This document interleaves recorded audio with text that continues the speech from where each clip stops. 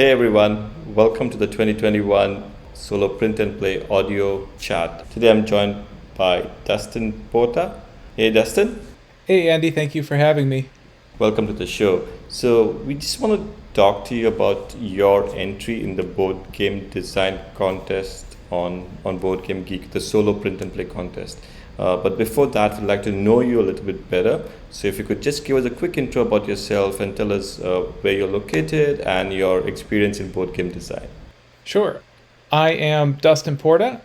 I am a writer and a painter, and this is my first time trying to design a board game. I'm living in St. John's, Newfoundland right now, but I'm originally from Pennsylvania, and my wife is a marine biologist, so we've kind of lived all over the Gulf of Mexico and the coastal United States from Alabama and Mississippi to Florida. And now I'm here and just recently started messing around with game design, and I've been having a lot of fun with it. This is my first entry into the contest. That's great. So you said you're a writer, Dustin.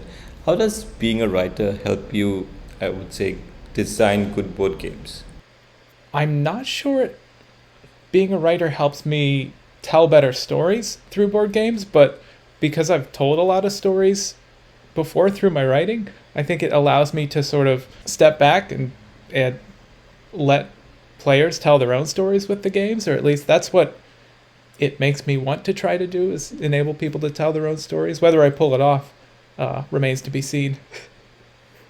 Okay. And is this your first game design or have you designed games before this? This is my first board game. I've played around with video games in the past, like when I was in high school. And this is something I originally started designing when I was in college, and or maybe even in high school, and I put it on the shelf for years at a time. I had this idea that I wanted to make a game kind of like this.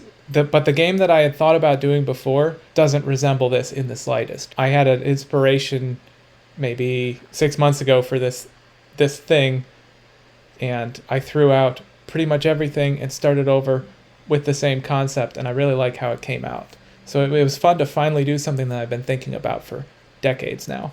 And this thing is called Paperback Dungeons. It's called Paperbag Dungeon, and I have tried. There are probably 60 different games that have similar names and similar concepts about building some kind of dungeon, and they all have names like Dungeon Run or Dungeon Gate or Dungeon Door. And part of the reason I settled on Paperbag Dungeon is because A, every other name was taken, and B, I had so much fun designing the game on these little pieces of brown paper bags that I made my original cards out of, that when I tried to draw the cards again on white paper or on some digital medium, I wasn't having any fun with it.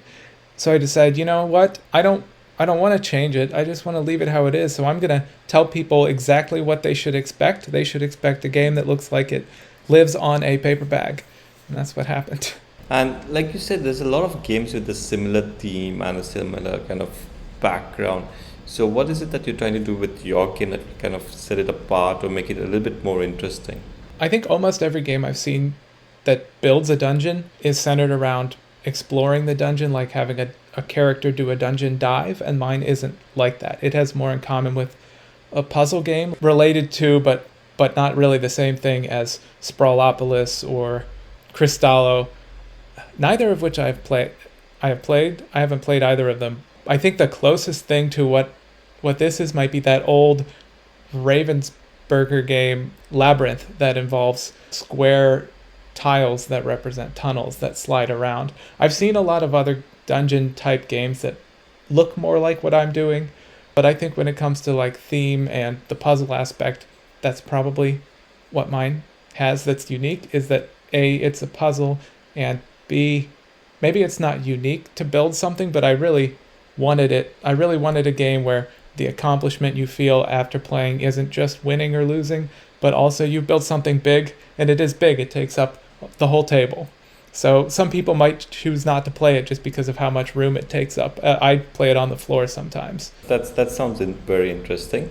And what is it that got you motivated to enter this contest, the Solo Print and Play contest on Board Game Geek? Someone had recommended it to me after I posted that I wanted to design a game. I had drawn a, a couple of the cards, and I took a picture of them and I posted them on a forum, and someone said, if you're just starting to draw these, there's a contest happening right now. You should go enter it. And I hadn't thought about it before that, but I looked around on those forums and everyone just seemed like they were so nice and having so much fun, and they really enjoyed playtesting the games. And so far, I've enjoyed playing some of the games too.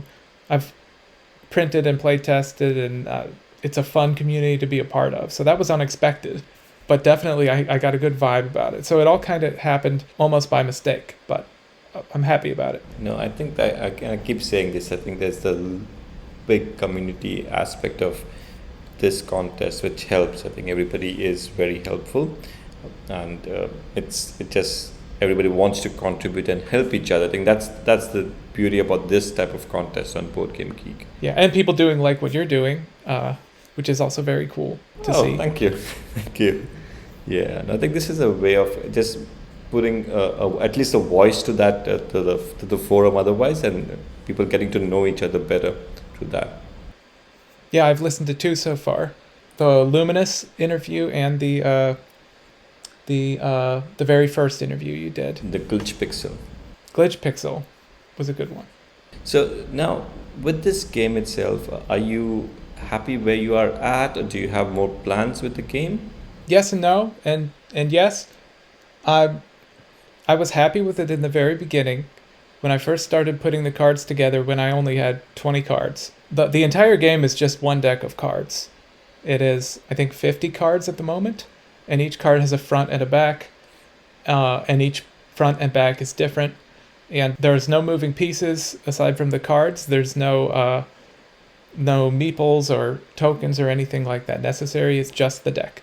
And when it was just 20 cards, it was very well balanced, and I would lose 60% of the time, and it would always be really fun, and it always felt like I was solving a puzzle. As it's grown, it's gotten a little bit harder to balance. Every once in a while, I'll feel like the game wasn't very fair to me. So I'm trying to decide if I like that feature or if I don't like the feature. You need to have a certain amount of randomness in order to make up for the fact that there are no other players. I know randomness isn't really the only way that you can do this, and if it's the only thing you rely on, then you definitely create a game that's unfair. But I feel like if there is no randomness, then it's only a puzzle. And if it's only a puzzle, then you might as well be doing math. So, at some point, you have to find a balance between fun and work. And if the game is not random enough, sometimes it feels like you're doing work, but too random and it can feel unfair. And that's where I'm at right now. But when it comes to moving forward, and I think I'm still happy with it, but it needs a lot more playtesting, I've found, than I had expected, because it was just so easy and so well balanced when I first started. But I can't stop adding things, so I've drawn probably 20 other cards that won't make it into the game because they use new mechanics that I thought of that were fun, that I had to stop adding mechanics and I had to stop adding new cards because it had gotten out of control. And a number of people have told me I keep saying I want to shorten it to 30 cards, and people say, no, we like big things, big games, keep it to 50 cards, make it be an experience. So I go back and forth on that, but I can't stop myself from drawing them, so I have a feeling I'll have some expansions at some point. So I need to make it a good enough game to merit me putting out an expansion pack afterwards. Even if it's only a free print and play expansion. Yeah, that sounds good. I think, and it is a challenge because I'm facing a similar challenge with the game that we are designing. Is how do we make it so that it is still interesting, and as you rightly said, it's not work, because the game that we are designing also, it feels like there's a lot of, I would say, work associated with it, that you said, because you're moving pieces from here to there, and it's like you're moving clothes from one place to another. So it feels like it's kind of work, and it's actually, we are representing work in the game, that people working. So it could be tough. And if it's not a game, then it's not fun. Yeah, if it's not fun, it's not a game. I think people love games with work as the theme. Wonder why that is. Yeah, don't know. Let's see. We'll see if they like this game at least that I'm working on. But yeah, okay.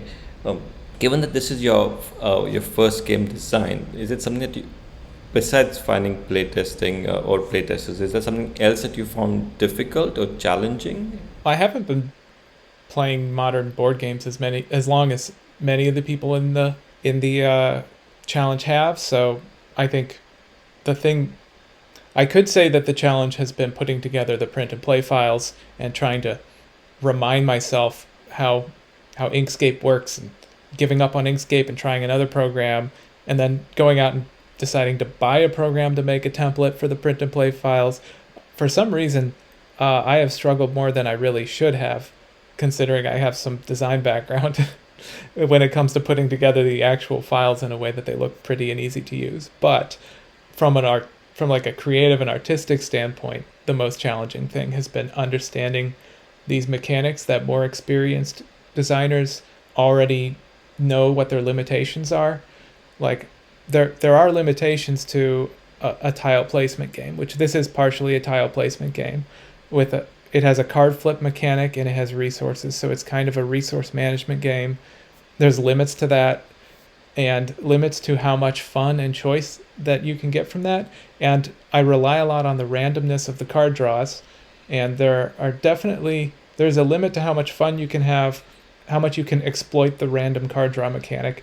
And I do feel like with the mechanics that I've chosen, there might be a wall that I come up against where I've had the maximum amount of fun, and I've created as many interesting choices as I can for the simple mechanics that I've chosen. And I start to second guess myself and wonder if maybe I had used too few or too many mechanics, or thought that have more depth than they actually do. But it remains to be seen without more playtesting whether I struck the right balance.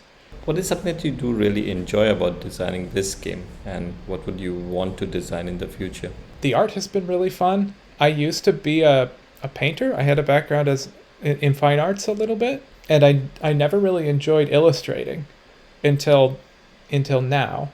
And I think the reason is because I like to make a mess with the paintbrush, and to actually slow down and be methodical about drawing these very tiny, intricate things and place them carefully. Yeah, the game might look very messy, but for me, that's a lot of control. It's never been fun until now, and I think the reason it's fun is because I decided to use pictures to represent the game mechanics. So the resources have one image, abilities have another, and so now that the pictures mean something, they feel more important, and I can spend all day drawing one card and sort of be a little bit entranced by it, and it's a fun way to pass the time. So I think I'm going to keep doing that, which it's going to be really hard to make a game that doesn't look like it was drawn on paper bags, because I'm going to have to, I think my next game I want to try and do it on a tablet and just draw it into Illustrator or Photoshop or something like that, and have it be very clean and very meticulous. So that's the direction I'm going to go, and I don't know if it's going to be a good choice or not. But I think I want to do another game where you get to build something. I like building structures with cards, so it might probably be another tile laying game for now. Well, that sounds very interesting. I think there's a lot of tile laying games, I think, and people are attracted to tile laying games as well. So it's probably something that's very nice to pursue as well.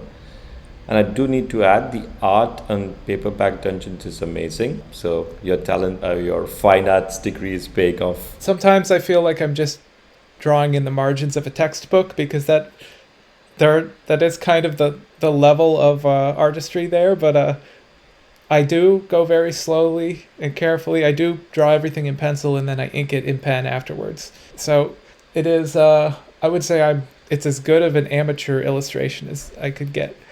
I'm glad people have said such nice things about it. They've said nicer things than I have about it.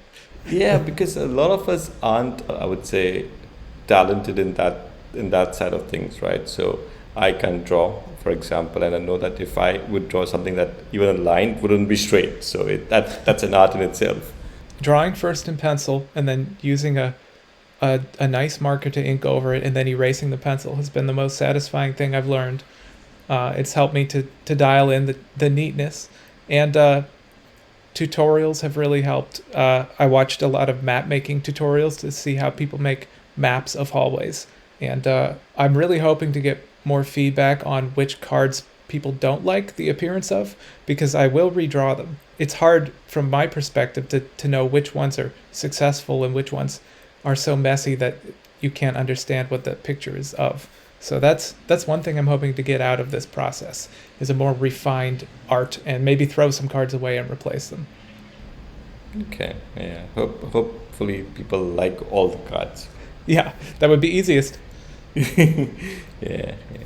So just moving back to solo games, you said similar to me. I guess we are I would say in the same boat. But what is your experience with what is it that makes a solo game a good solo game? Um, yeah, I don't know if I said it before or after you started recording, but I've only been playing solo games since maybe December. Uh, Up until then, I was playing, I would play games against a computer player when I couldn't find people to play against.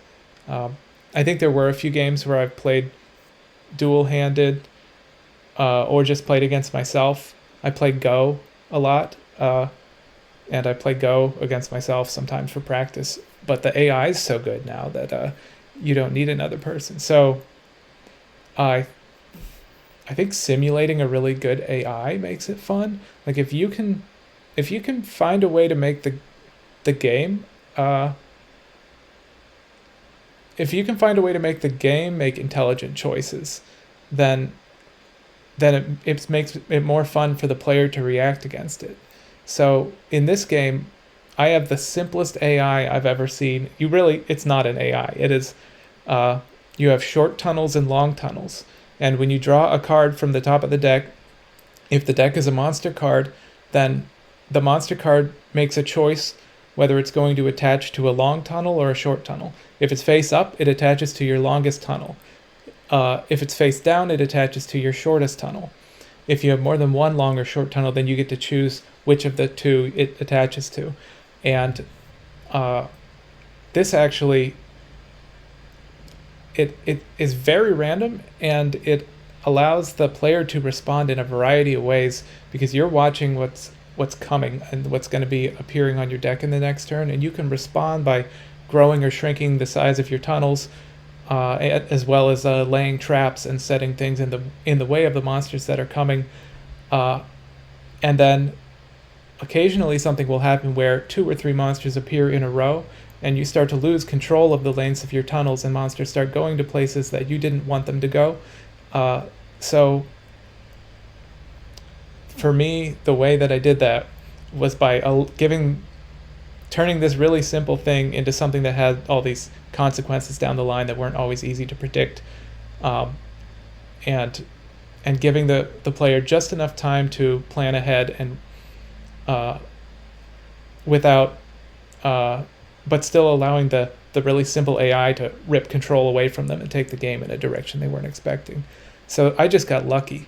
That was the question, right? How do you make a solo game interesting? Yeah, no, that was it, I think, and you touched upon that in the sense that you require a good AI because you do not have any other players involved.